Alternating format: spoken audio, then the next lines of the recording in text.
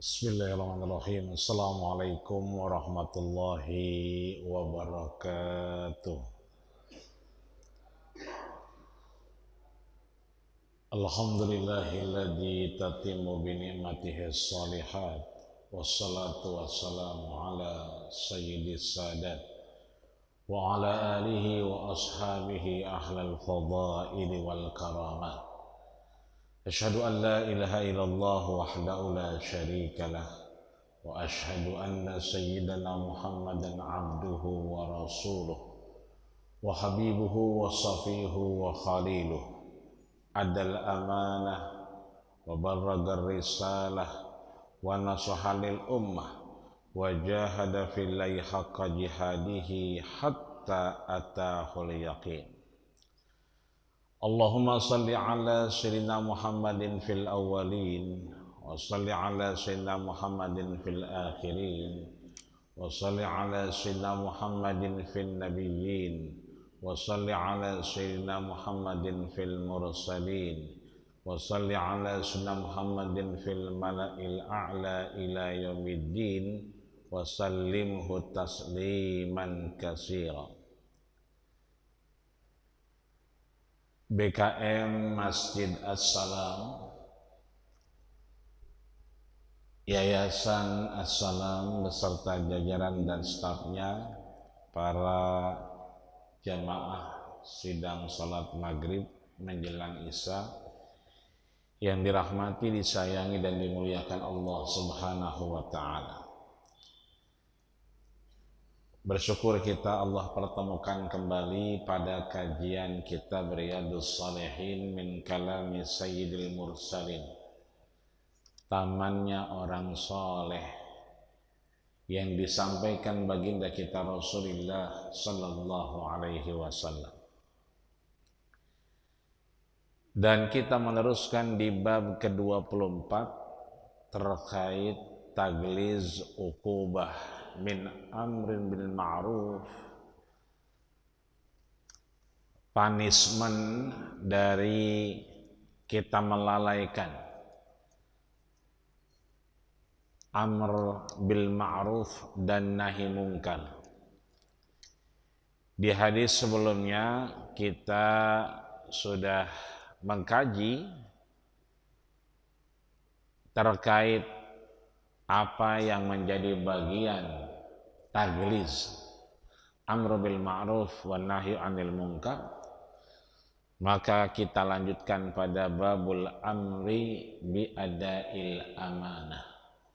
Babul amri, bab perintah, bi adail amanah, untuk menjalankan amanah-amanah yang Allah percayakan kepada kita dan baginda kita Rasulullah Sallallahu Alaihi Wasallam. Maka Rasulullah Sallallahu Alaihi Wasallam, di mana disampaikan oleh Al-Imam Al-Hafiz Abu Zakaria Yahya bin Syaraf Muhyiddin An-Nawawi, atau yang kita kenal dengan Imam Nawawi, anallaha yataghammadihu rahmah, mudah-mudahan Allah curahkan rahmat kepada beliau dan Allah berikan keterangan hati untuk kita. Allah jadikan kita min ahlil ilmi, orang-orang yang mendapatkan curahan keilmuan, sehingga dengan ilmu itu semakin baik keislaman kita dan semakin benar keberagamaan kita. Juga orang tua kita di Masjid As-Salam ini, minhumul lahik wa minhumus sabiq, baik yang sudah tiada, mudah-mudahan Allah tempatkan di tempat yang terbaik di sisinya. Yang masih ada, mudah-mudahan Allah berikan keringanan dan kemudahan dalam segala aktivitasnya. Biniyatil qabul wal makbul wa ila hadratir rasul sallallahu alaihi wasallam. Syai'ul al-Fatihah. A'udzu billahi minasyaitonir rajim. Bismillahirrahmanirrahim. Alhamdulillahi rabbil alamin, arrahmanir rahim, maliki yaumiddin. Iyyaka na'budu wa iyyaka nasta'in ihdinas siratal mustaqim siratal ladzina an'amta 'alaihim ghairil maghdubi 'alaihim waladdallin. Imam Nawawi menyebutkan apa yang disampaikan oleh baginda kita Rasulullah sallallahu alaihi wasallam sebagaimana disampaikan oleh Abu Hurairah,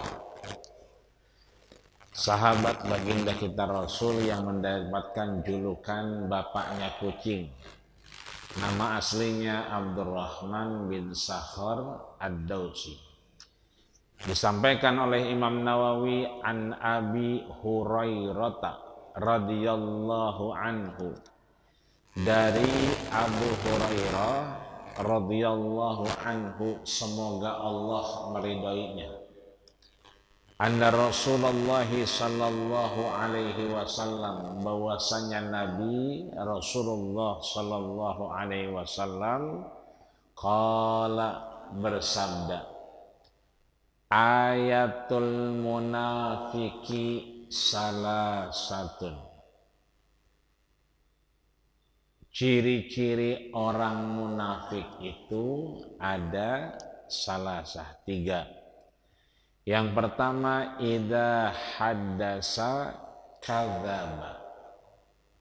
Yang kedua, wa idza wa'ada akhlafa. Yang terakhir, wa idza tumina khana. Muttafaqun alaih, sepakat antara Imam Bukhari dan Imam Muslim. Maka kalaulah Rasulullah menyampaikan ciri-ciri orang munafik, kita diingatkan oleh baginda kita Rasulullah sallallahu alaihi wasallam terkait pembaharuan iman dan takwa. Di mimbar kita kalau ada khatib naik, pasti kita diajak untuk meningkatkan keimanan dan ketakwaan. Ayat yang disampaikan seringkali, ya ayyuhalladzina amanu taqullaha haqqa tuqatih. Wahai orang-orang yang beriman, bertakwalah kalian, kita semua, dengan takwa yang sebenar-benarnya, sesungguh-sungguhnya, menjalankan perintah dan meninggalkan larangannya, menjalankan apa yang menjadi amru bil ma'ruf dan meninggalkan apa yang kemudian nahyu anil munkar,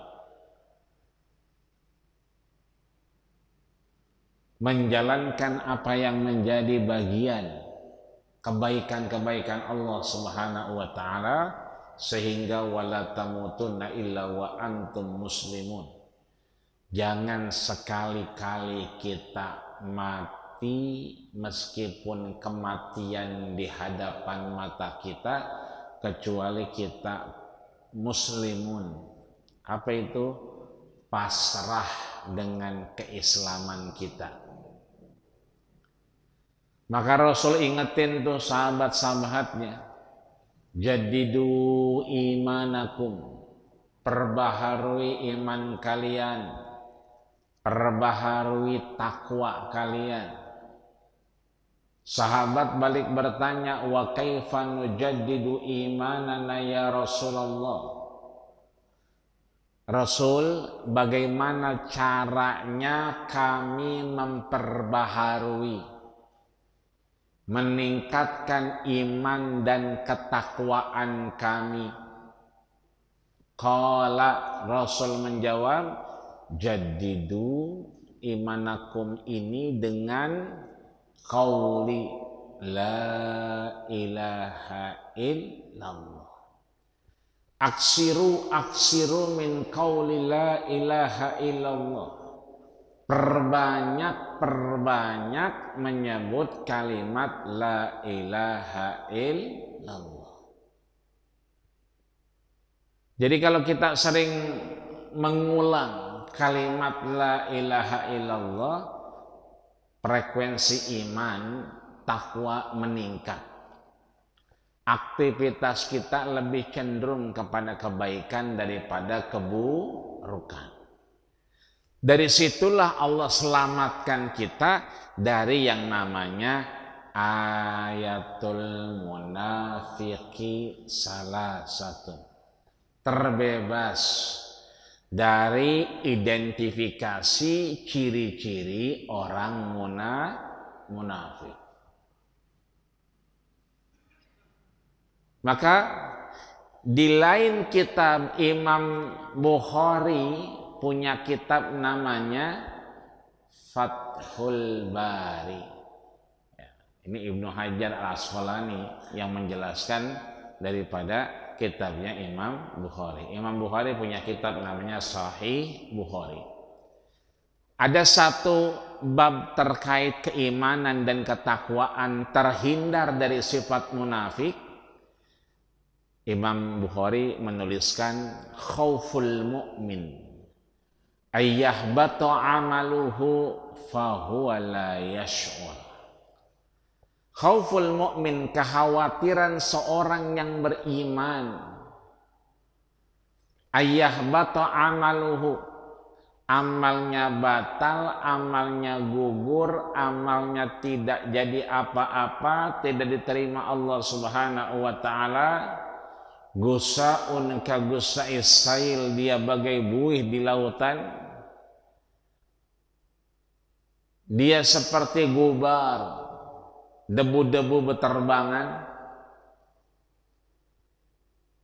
Tapi sayangnya orang ini fahuwa la yash'ur. Dia tidak merasa kalau imannya batal. Dia tidak merasa kalau amalnya tak diterima Allah. Dia tidak merasa kalau sesungguhnya amalnya itu habaan mansuro, seperti debu yang terbang tak berbekas. Inilah hal yang penting disampaikan Imam Nawawi, juga Imam Bukhari yang terkait, bahwa di dalam bab yang ke-25 Imam Nawawi menyebutkan babul amri biadail amanah. Bab pentingnya seseorang menuntaskan amanah. Maka amanah bisa disampaikan, amanah bisa tertunaikan jika selamat dari identifikasi yang tiga ini. Kalau kita bisa menahan, menjaga tiga saja yang merupakan ciri daripada orang-orang yang munafik. Apa saja yang tiga itu? Yang pertama disebutkan idza haddasa kadzaba. Lihat literasi aslinya, idza haddasa, ada tasdidnya, kadzaba, bukan idza hadasa kadzaba, tapi idza haddasa kadzaba. Ada tasdid yang disematkan Rasul, maka ini ziyadatul bina dalilun ala ziyadatul makna. Bertambah struktur kalimat, maka bertambah arti yang bisa diambil. Bertambah satu struktur kalimat dalam bahasa Arab, maka sesungguhnya berlipat ganda terkait memaknainya. Contoh, ada risolnya satu. Kita cuma berdua sama teman kita, maka khoto'a, kita potong satu risol, kita potong satu lontong jadi dua bagian, sarang setengah, karena berdua khoto'a. Tapi kalau orangnya banyak begini, orangnya yang hadir seperti ini cuma ada satu lontong atau satu risol, maka caranya gimana biar dapat semua? bukan khoto'a, tapi khoto'a. Asalnya kalau berdua doang khoto'a, satu dipotong dua. Kira-kira kalau berdua doang arang setengah dapat dua-duanya enggak? Dapat ya Pak.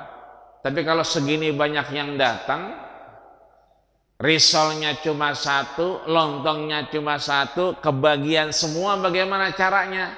Ditambahin tasydid, qatta'a, yuqatti'u. Bukan lagi dipotong, tapi dicincang. Arang dikit biar kebagian semua. Sebab kalau dipotong nggak dapat, maka dicincang. Dibagi rata arang dikit, nyobain kalau bahasa orang sini mah. Ini sama nih, kata Nabi idza haddasa, bukan hadasa, tapi haddasa, ada tasdidnya. Berarti kira-kira ini orang ngomongnya sekali apa berkali-kali? Gimana Pak? Sekali ngomongnya atau berkali-kali? Berkali-kali, karena pakai haddasa, pakai tasdid. Artinya yang disampaikan Rasul, Imam Nawawi menegaskan idza haddasa, ini orang kalau bicara, kalau ngomong haddasa selalu saja kadzaba, ngibul.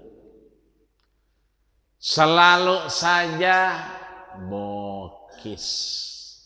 Selalu saja bohong. Maka kalau dulu ada namanya Abu Naum.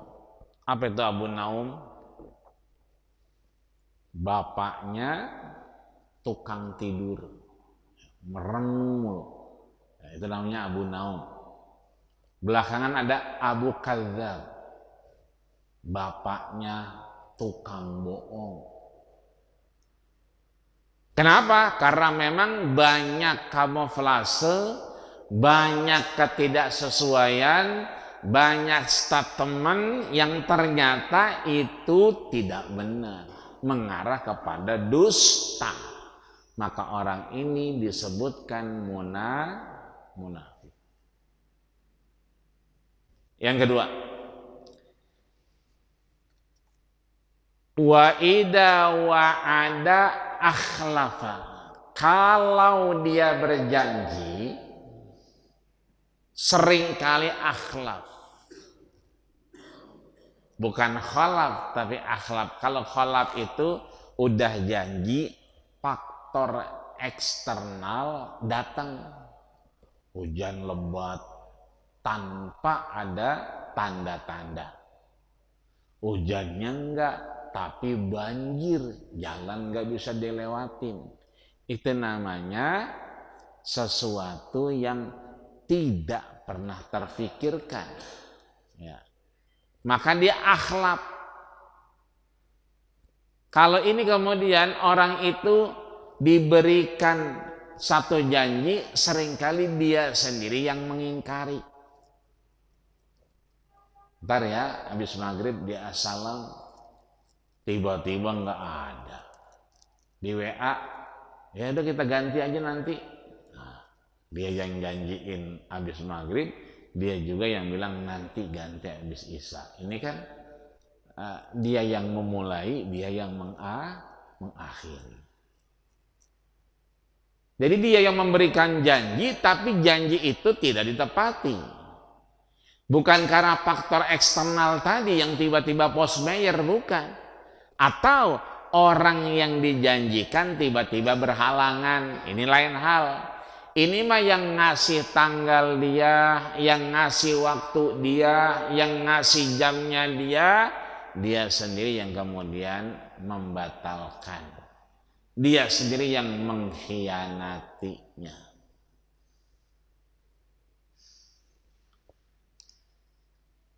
Makanya kita mengenal yang namanya Al-Imam At-Taimi, Ibrahim At-Taimi.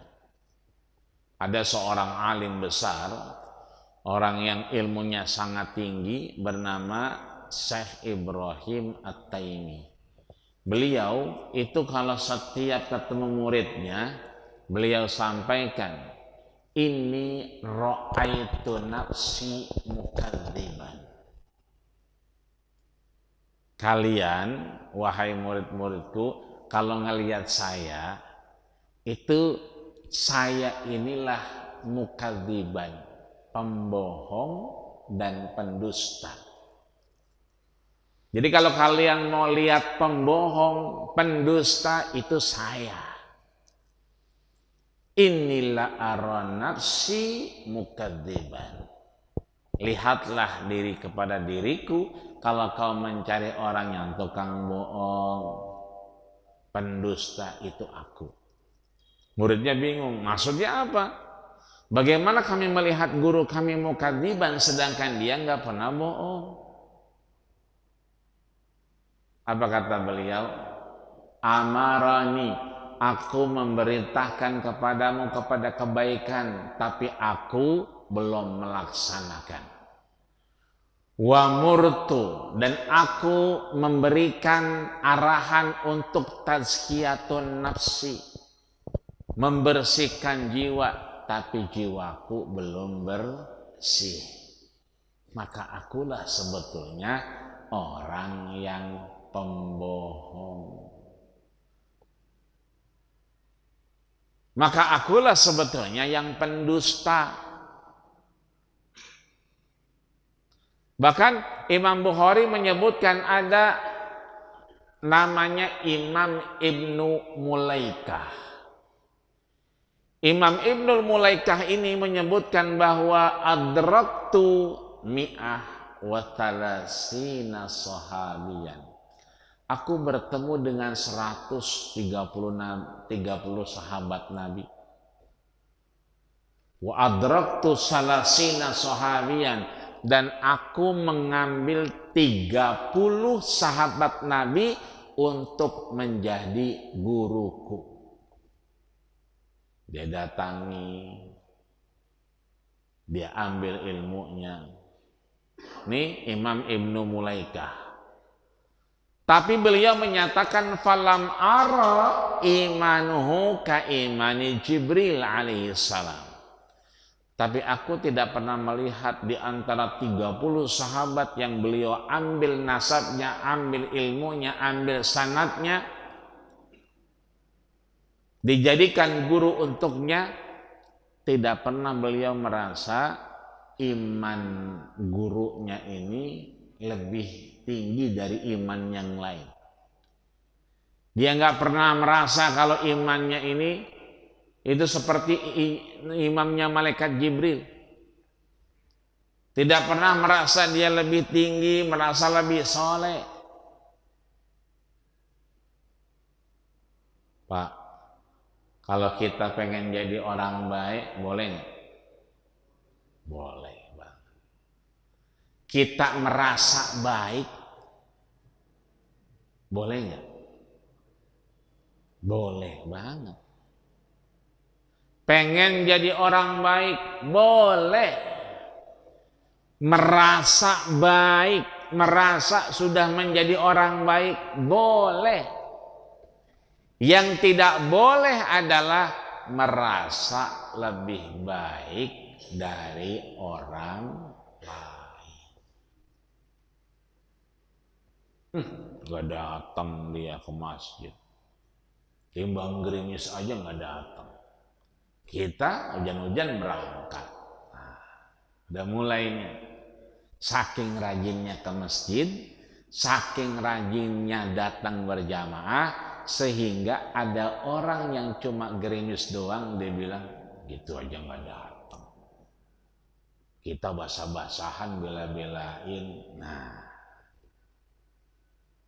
karena sudah merasa baik, sudah merasa soleh, sudah merasa benar, memang betul. Datang ke Masjid As-Salam itu jadi orang benar. Jamaah di Masjid As-Salam udah pasti soleh.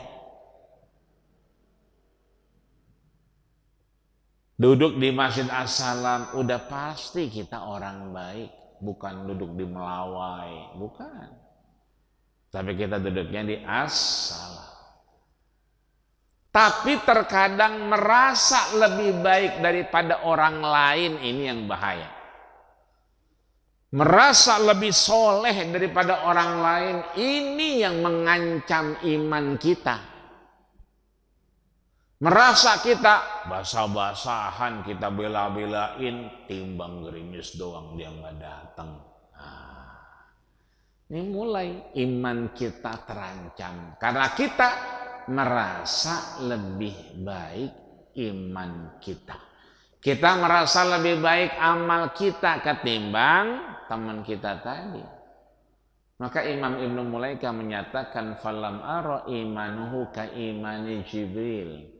Meskipun orang ini tinggi ilmunya, dekat dengan Rasulullah, bertemu dengan Rasul, beriman dengan Rasul, mata alal Islam, berkeinginan wafat dalam keadaan Islam, tapi tidak pernah merasa imannya lebih tinggi dari orang lain, imannya lebih mantap daripada orang lain.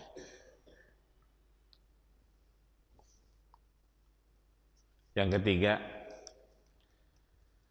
wa idza tumina khana. Kalau dia dikasih amanah, kepercayaan, dikasih trust, khana, dia mengkhianatinya.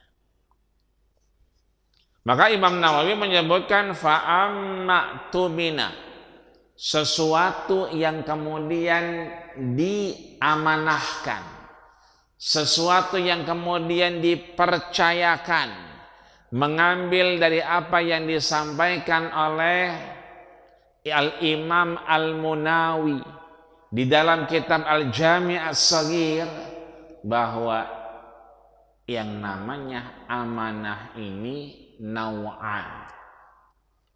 Amanah itu ada dua macam.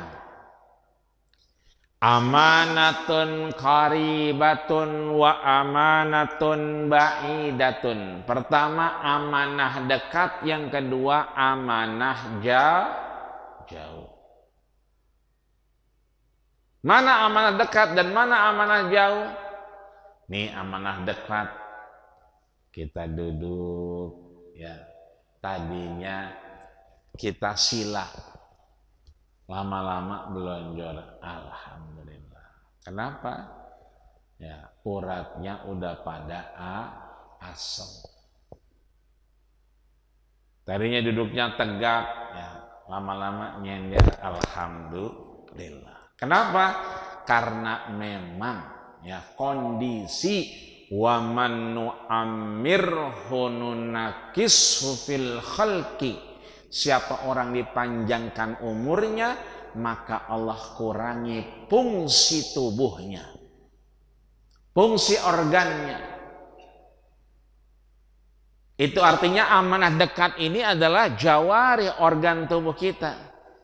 Ini kalau kita duduk habis maghrib berarti kita sedang menjalankan amanah dekat. Tangan kita subhanallah, subhanallah, subhanallah, subhanallah. Ini berarti amanah dekat sedang ditunaikan. Kalau imam kita habis salam, assalamualaikum warahmatullah, assalamualaikum warahmatullah, itu biasanya kita ngapain, Pak? Istighfar ya. Astagfirullahaladzim, astagfirullah. Ada yang astagfirullah, astagfirullah. Beda itu. Kalau yang astagfirullahaladzim, astagfirullah, itu dosanya dikit.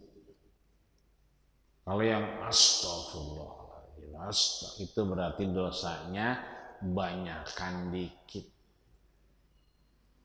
Ada yang sampai kedengeran belakang astagfirullah.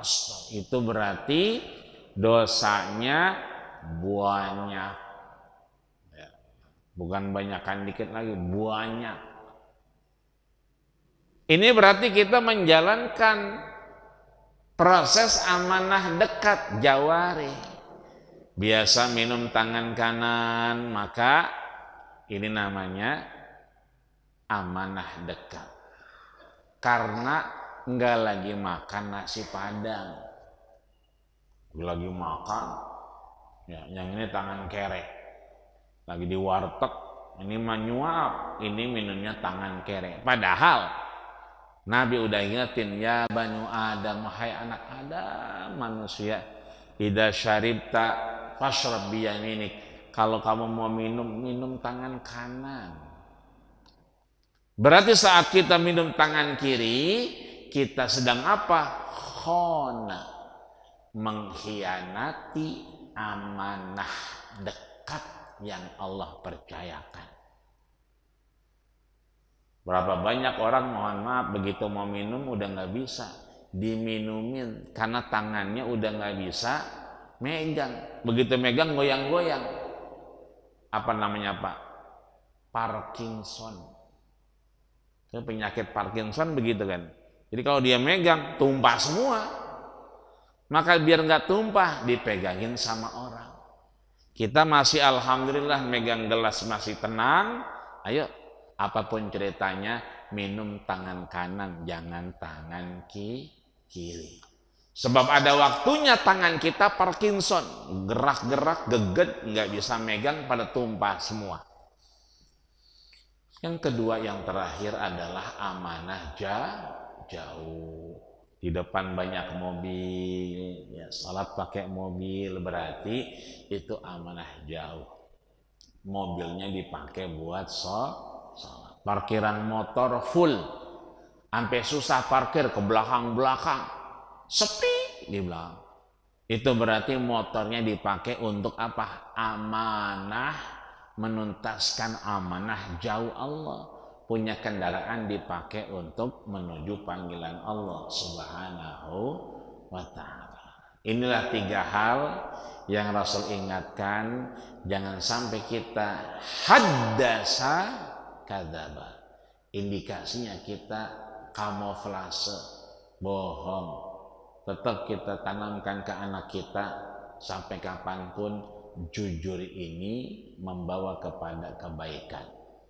Dan dusta membawa kepada kehancuran. Yang kedua, ya, kalau kita kemudian berjanji, kalau yang membatalkan orang lain tak mengapa. Jangan sampai kita yang membatalkan sehingga kita termasuk ciri-ciri orang munafik. Terakhir, ya, tu'mina khana, dikasih amanah dikhianati. Ini bukan untuk meneropong orang lain, tapi untuk meneropong diri kita. Apakah kita termasuk dalam 3 hal ini? Seperti yang disampaikan oleh Imam Ibrahim At-Taimi, ra'aitu mukadziban, akulah yang pembohong, akulah yang pendusta, akulah yang pengkhianat kepada dirinya sendiri, bukan kepada orang lain. Mudah-mudahan Allah jaga keluarga kita, seluruh orang kita tercinta dari sifat-sifat yang kemudian mengarah kepada kemunafikan, tapi Allah berikan hidayah agar kita terus istiqomah, dan Allah berikan nikmat istiqomah sehingga mudah-mudahan kita bisa husnul khatimah. Amin ya rabbal alamin. Al-Fatihah.